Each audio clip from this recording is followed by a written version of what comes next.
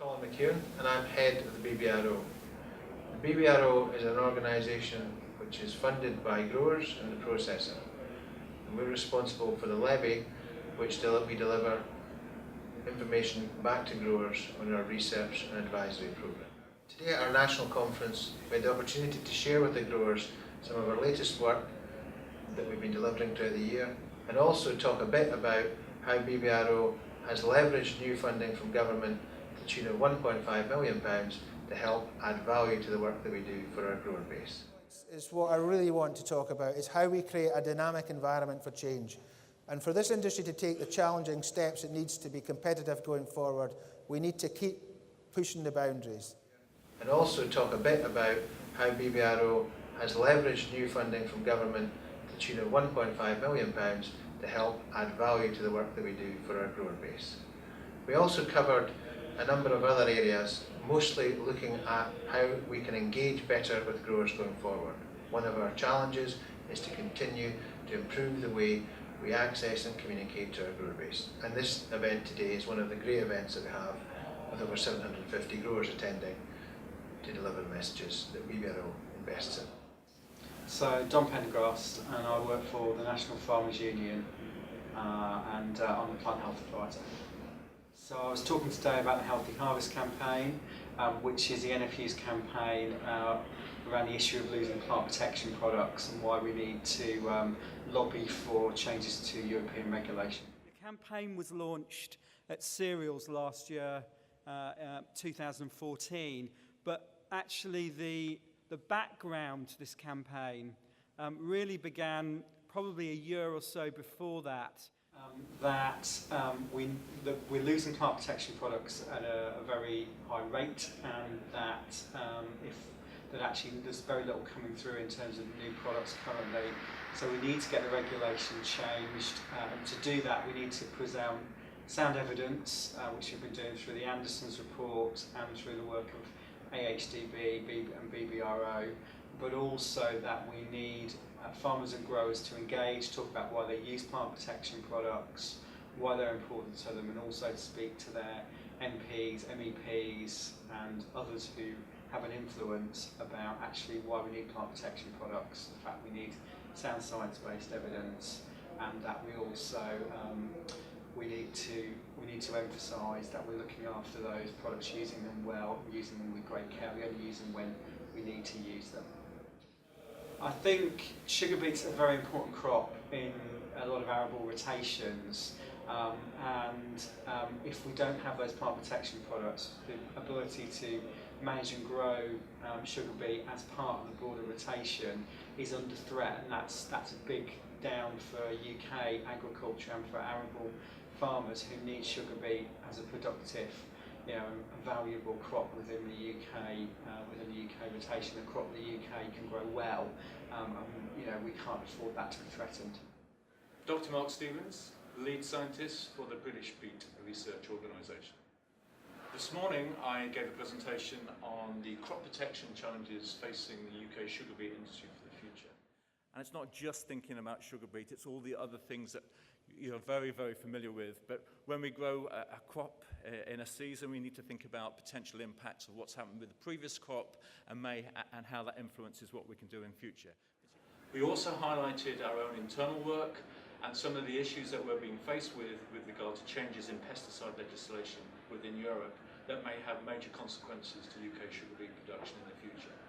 And at the end I highlighted the excellent news that we've managed to generate over £2.6 million of additional funding via the UK Innovate Technology Strategy Board to look at two new areas of research. One on violet yellows and new breeding strategies to potentially provide an alternative to the neonicotinoid seed treatments in the future, and an additional project to look at using the latest technologies to produce diagnostics that can be used in the field to give growers early warning systems for the foliar diseases, particularly mildew and rust, so that would then trigger application via smartphone technology to enhance and benefit the future of the UK industry. So I'm David White, I'm representing RTK Farming Limited. I'm also a grower, a sugar beet grower, and at home we're growing 70 hectares of sugar beet, but I'm also a contractor, and we plant and harvest sugar beet for customers surrounding us at home. So we're lifting around 400 hectares of sugar beet for customers surrounding our land at home, and I've been using precision farming techniques with trimble screens and equipment in the tractors at home for over 5 years now.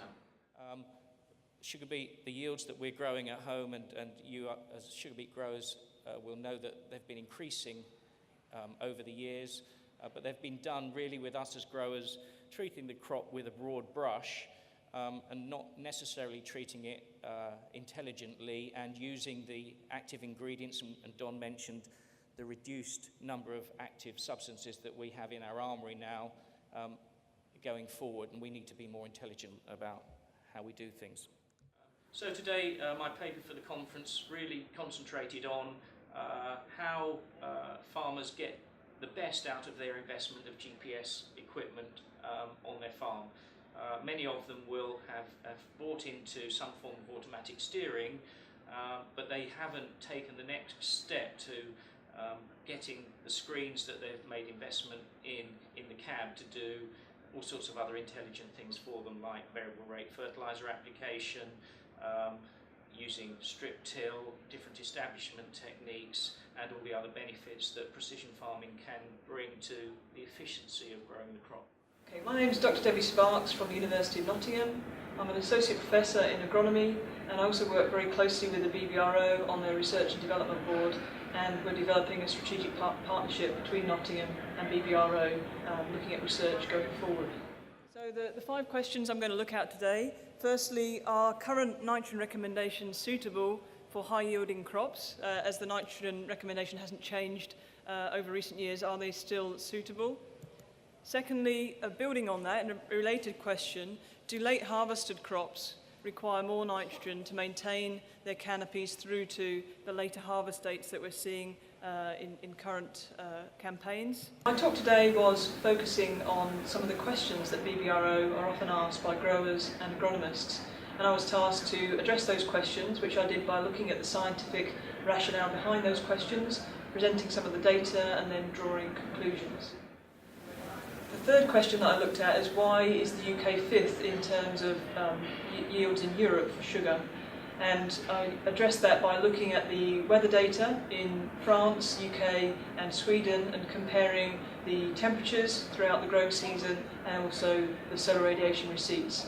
And really what that data showed was that the yield potential in France is much higher because of the higher temperatures in the spring promoting canopy expansion, and also the higher radiation receipts, and that shows why they're ahead of us in the rankings of European countries. For Sweden, with the cooler springs that they have, that delays their sowing date and delays their canopy expansion, and that explains why they're 11th in the list compared to the UK being 5th.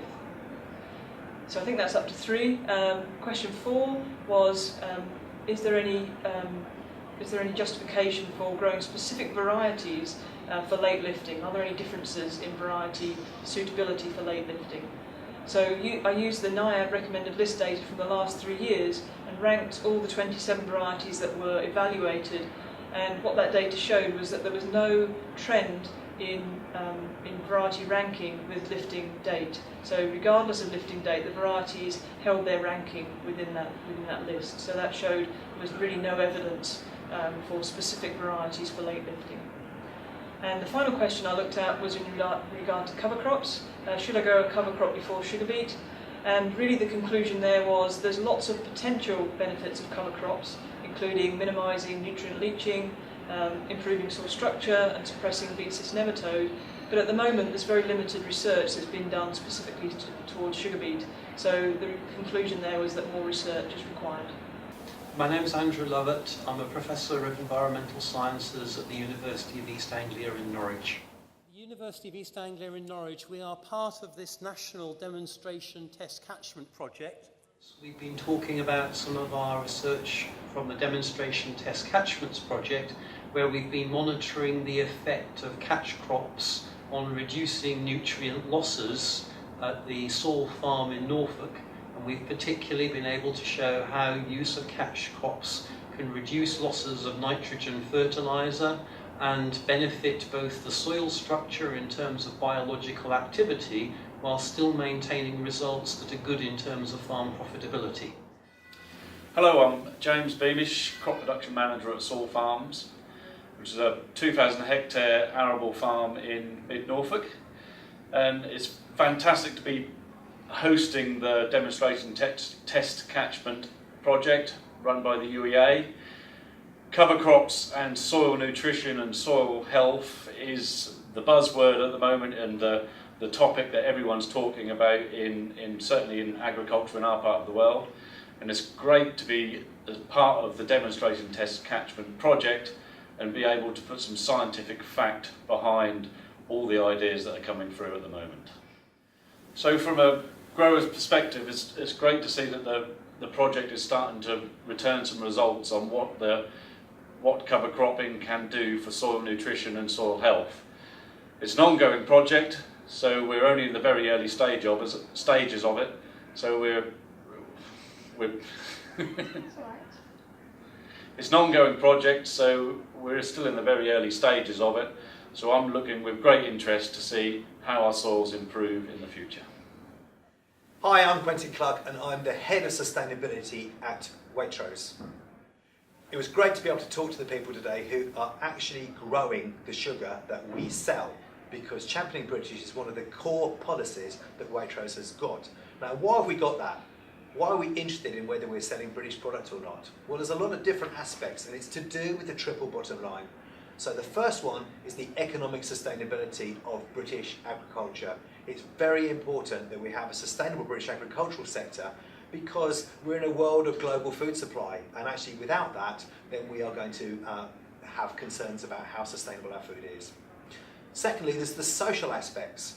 So actually, if we are trading in the UK, surely we should be supporting British producers. Think about the stuff that you're growing. It goes through all of this production process, ends up on the shelf of a supermarket like mine. And what context is that being sold in? How does that actually look? And indeed, it's a lot more comfortable to know that the shop in East Anglia is selling sugar that is grown in East Anglia. It's just very nice to have that happening. Hello, I'm Paul B, Communications Manager for the BBRO. Today we held our national conference at the Peterborough Arena on the 10th of February. If you wasn't able to come to the conference, we've recorded all of the presentations so that you still have the opportunity to see what was said. I hope that you enjoyed the presentations on our video, also available on our website at www.uksugarbeet.co.uk. are copies of all of the presentations and the posters that are available on the day. Please go to our site so that you can see that information too.